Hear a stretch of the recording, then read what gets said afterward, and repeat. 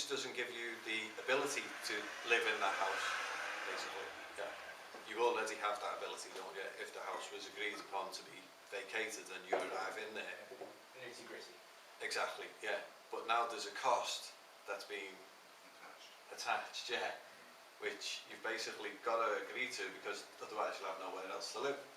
Yeah. So the banks have got you in that respect that you need to sign this document, but you may not necessarily understand what the document is. So I don't know if you know about mortgages and you have a mortgage deed. Yeah, well, a deed without a date, and you will wait like a 3-day period for a mortgage to come through. A deed without a date is an escrow, and an escrow is an account, basically, and it's filled up with money. In escrow as well. What? You can hold your tax in escrow and stop it going to the government as well, can't you? Yeah. Yeah. Don't know how you do that, but. No, neither do I. But what? It's like a holding account. Between us. So you go to the bank and you sign up for this mortgage, and what happens is that when you ledgered your name into the birth certificate book, that name was then relayed to the local authority, who said, like, you know, our city is surveyed with this amount of people as assets to us, and we belong to the United Kingdom, and the United Kingdom say to the IMF, you know, we've got all this by way of Bank of England, and the Bank of England say, we've got all this to IMF, and IMF say, okay, well, you can have so much, you can loan so much from us, and you need to pay it back on interest. So the mortgage that you're paying is actually it's insurance on the investment contract that you signed, which is the application, Maisie. So when you go in for your mortgage, when you phone them up and say, I want to come in and do a mortgage, and they say, well, come in, you know, next week. So you go in, and they say to you, right, just fill in this application form, and you fill it in, they look at your details, and they say, oh, we can give you like, you know, 120,000. And what they've done there, they've negotiated your details on the index, you know, what's this signature worth, what's it collateralized with, how can we secure it? That might be good or bad, whether it's high or low. It's really arbitrary, I'd say. It's just a It's number they pull out happening there. thing with a mortgage or without a mortgage, or wanting a house or not wanting a house. It's arbitrary whether you want to Yeah, you can do sell it all. yourself to wanting or not wanting a house. Sorry. You do or don't want that. You could say that you've used the device of a mortgage to say it's something that emotive people might want or might not want. But it's actually arbitrary, so you can choose that as well. Well, what you're doing is you're kind of giving into the bank's claim that we can lend you this much, when actually they can lend you far more, or you know, yeah. and it's pretty much up to you what they can lend you, if you recognise that it's them who's negotiated on the strength of you, and tell them, I'm not happy with that, you know, renegotiate, and this is a non-negotiable order. So always halfway. Yeah. It's always leading to enforcement, and that's what we found. Every time that anyone's done anything, we need enforcement. Now, I enforced something on the court last week, and it was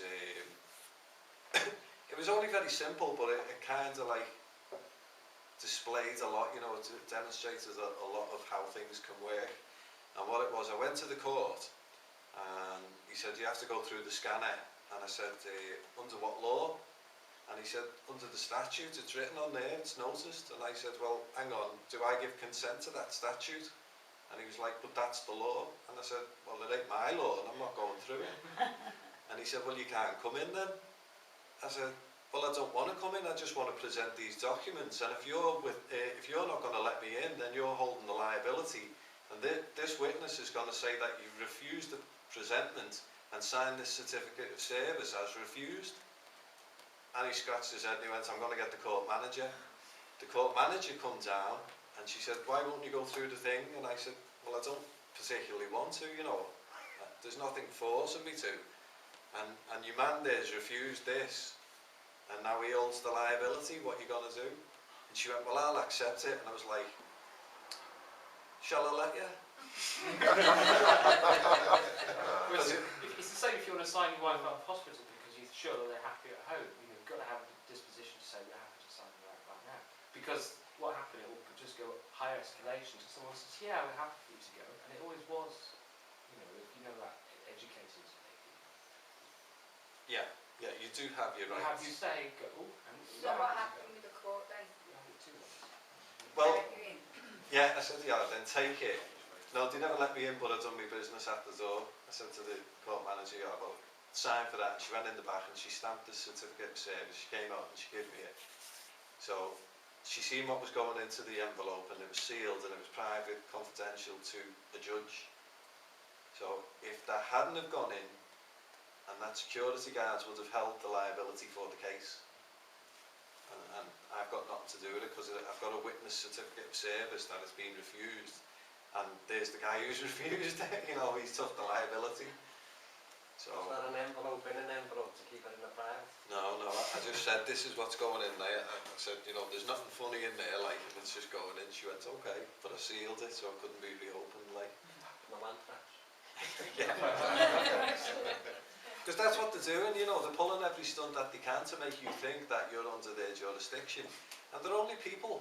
They're only conniving, cunning little...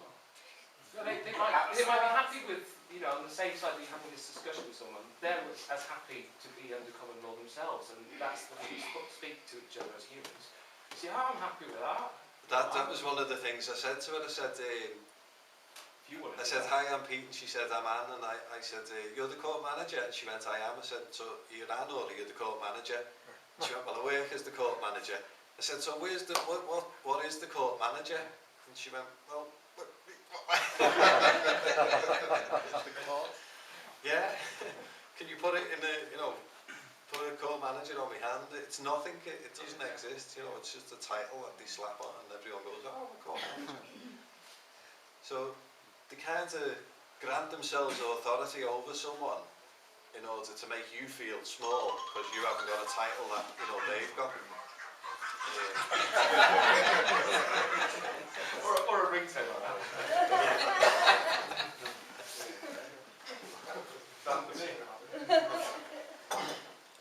So I'll just kind of swing this around to something that I was asked about earlier, which is when there's a dispute of title. Now, that can just mean so many things in so many ways.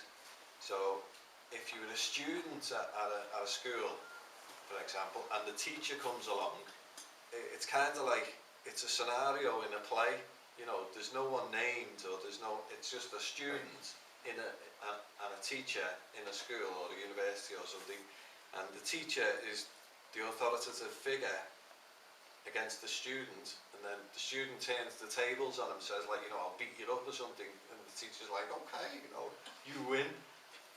So he's turned the authority round and he's not recognised the teacher as the authoritative figure. He's gone against the grain, if you like.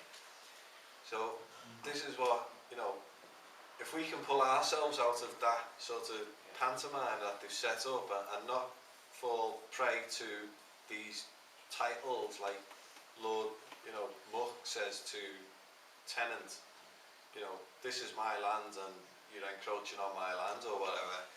And you're just like, yes, sir, 3 bags full, sir. Well, there's no justice in that. There's no fairness in someone approaching you in a heavy-handed manner that you're not agreeing to, because it's under threat, it's under coercion, it's under force, and it's under duress, you know. And any contract under those conditions are void, or any trust relationship are void. With evidence, because you always have to be looking at relations as going to court. If you need to display things in the court, then it needs to be displayed to the public, whereby you're gonna, you know, you're basically gonna lay it out on the line. This is how I've acted, and I'm quite open to discuss it.